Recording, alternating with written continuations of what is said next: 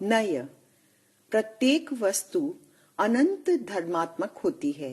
सामान्य व्यक्ति उसे जान नहीं सकता।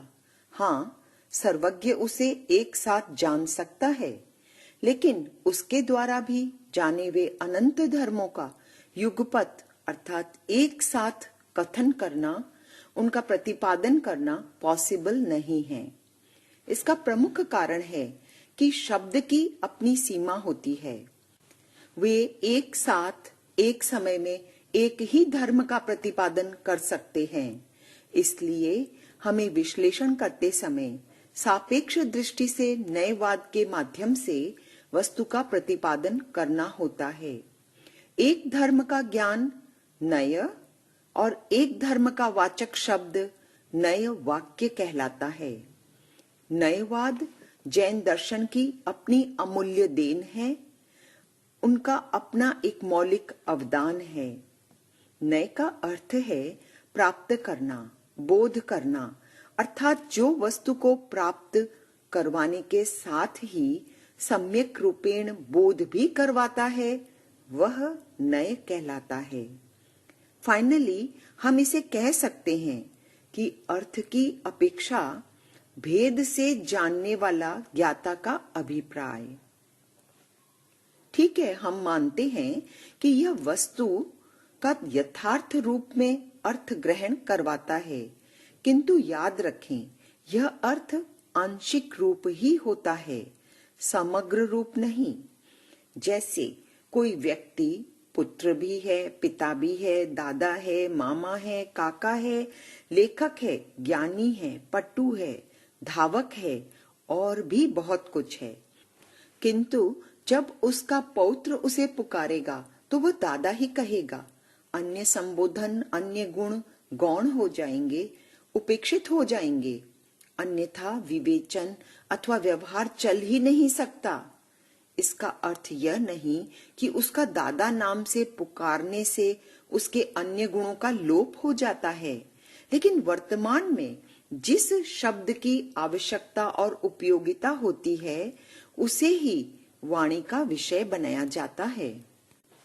अब प्रश्न है कि नय कितने प्रकार के होते हैं।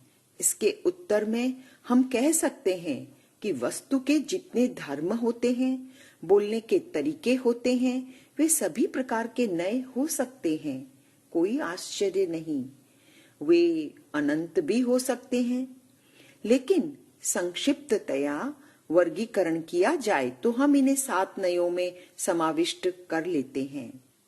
ये 7 नय हैं: नैगम नय, संग्रह नय, व्यवहार नय, ऋजु सूत्र नय, शब्द नय, समभिरूढ़ नय और एवं भूत नय।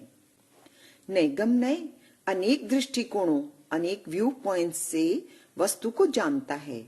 इसका अर्थ है वह वस्तु को उभय रूप अर्थात उसके सामान्य तथा विशेष दोनों रूपों से जानता है, लेकिन यह ध्यान में रहे कि वह वस्तु के एक अंश का ग्रहण करता है, संपूर्ण वस्तु का नहीं। जब सामान्य मुख्य होता है तो विशेष रूप गौण हो जाता है, और जब विशेष मुख्य होता है तो सामान्य रूप गौण हो जाता है। ये बहुत स्थूल और व्यावहारिक नय है। नैगम नय लोक व्यवहार में शब्दों के जितने भी और जैसे अर्थ माने जाते हैं उन सबको ग्रहण करता है। नैगम नय का आधार संकल्प भी है। यहाँ पर संकल्प का अर्थ आरोप है। उदाहरणतया भूतकाल बीत चुका, भविष्य अभी तक आया नहीं है, फिर भी उनमें वर्तमान का आरोप कर दिया जाता है। जैसे चैत्र शुक्ला त्रयोदशी का दिन आते ही हम कह देते हैं कि आज भगवान महावीर का जन्मदिन है। एक्चुअली भगवान महावीर का जन्म तो लगभग 2500 वर्ष पहले हुआ था, आज नहीं। फिर ऐसा कहना नैगम नय से सत्य है। दूसरा उदाहरण, हम खाना बनाना शुरू ही करते हैं, उसी समय कोई आकर पूछे कि क्या बनाया है, और हम कह देते हैं मटर की सब्जी, रोटी, पुलाव, कढ़ी आदि। यह भी नैगम नय का ही उदाहरण है। दूसरा, संग्रह नय।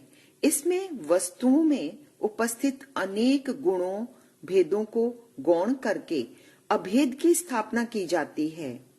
इस लोक में अनेक प्रकार की मनुष्य की जातियां हैं, वर्ण, भाषा, क्षेत्र आदि के आधार पर। तथापि महावीर की वाणी है, मनुष्य जाई एको, मनुष्य जाति एक है। द्वितीय उदाहरण, एक स्थान पर अनेक मनुष्य, पशु, पक्षी आदि एकत्रित हैं। संग्रह नय से हम कह सकते हैं वहां अनेक जीव हैं, किंतु वहां कुछ अजीब वस्तुएं भी हो सकती हैं। तथापि अस्तित्व धर्म की प्रधानता से, समानता से सबको एक ही मान लिया जाता है। इस प्रकार हमने देखा कि संग्रह नय अभेद प्रधान है। जैसा कि इस नय का नाम है, वैसे ही वस्तुओं को संग्रहित और पिंडित करके कथन कर दिया जाता है। तीसरा, व्यवहार नय।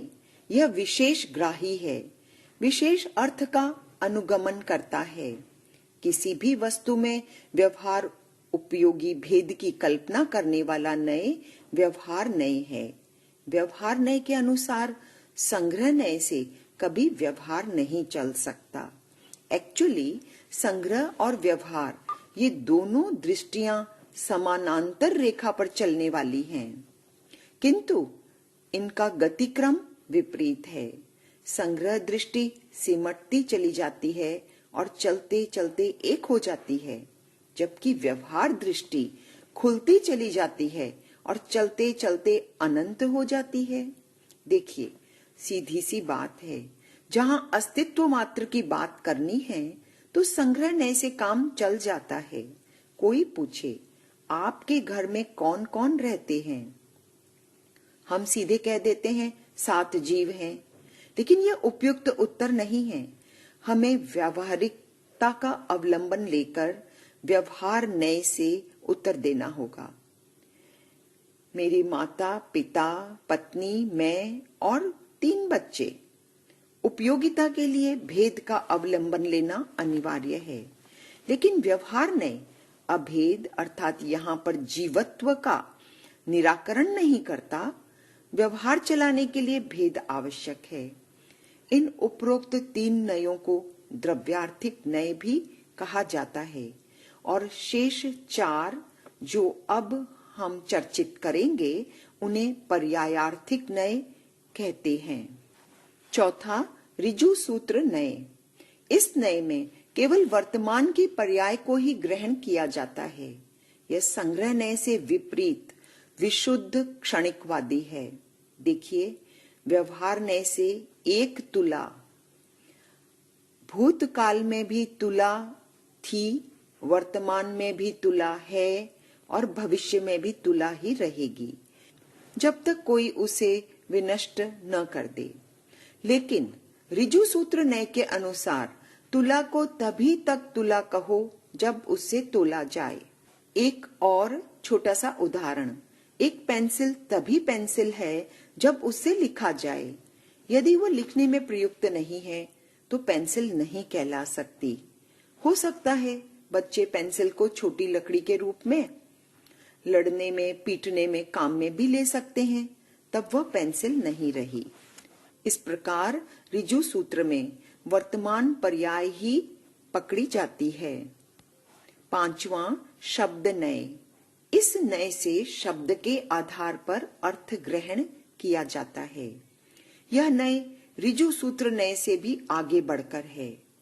ऋजु सूत्र वर्तमान पर्याय को विषय बनाता है, जबकि शब्द नय लिंग, वचन आदि के आधार पर शब्द के प्रयोग के पीछे छिपे इतिहास को जानने में बहुत उपयोगी है।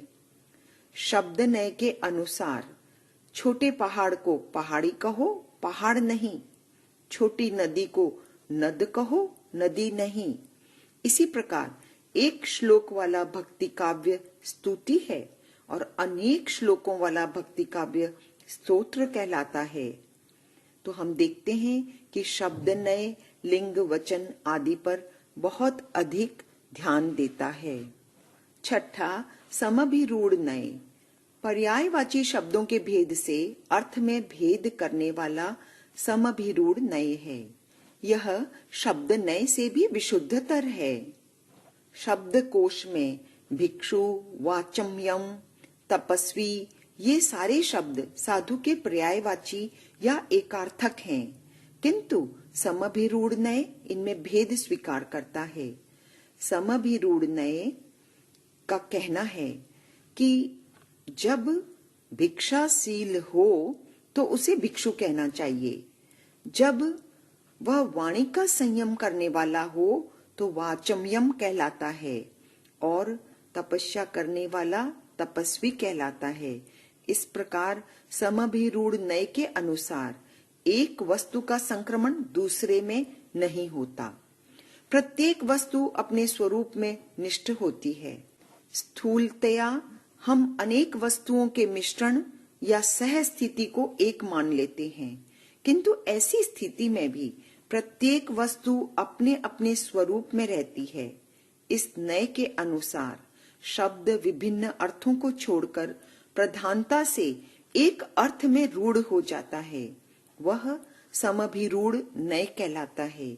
जैसे गौ शब्द के कई अर्थ हैं, पृथ्वी, गाय, वचन आदि, पर वह गाय के अर्थ में रूढ़ हो गई है। इस प्रकार समभिरूढ़ नय शब्द नय से भी अधिक सूक्ष्म अर्थ रखता है। सातवां, एवं भूत नय। यह नय सबसे सूक्ष्मग्राही दृष्टिकोण वाला है। यह क्रिया भेद के आधार पर अर्थभेद को स्वीकार करता है। क्रिया की परिणति के अनुरूप ही शब्द प्रयोग का स्वीकार करने वाला नय है। जैसे जब कोई साधु भिक्षा के लिए जाता है तभी वह भिक्षु कहलाने का अधिकारी है। मौन करते समय ही व्यक्ति मौनी होता है और ध्यान या तपस्या में प्रवृत्ति ध्यानी या तपस्वी कहलाता है। यहाँ पर ध्यातव्य बिंदु यह है कि समभिरूढ़ नय में शब्द में अर्थ भेदों को स्वीकार करता है।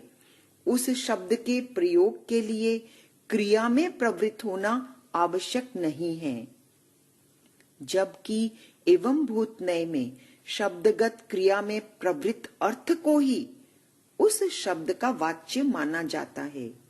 केवल वर्तमान काल और वर्तमान क्रिया ही इस नय का विषय बनते हैं। इन 7 नयों का वर्गीकरण पूर्ण रूप से व्यावहारिक है और इसके द्वारा जगत का व्यवहार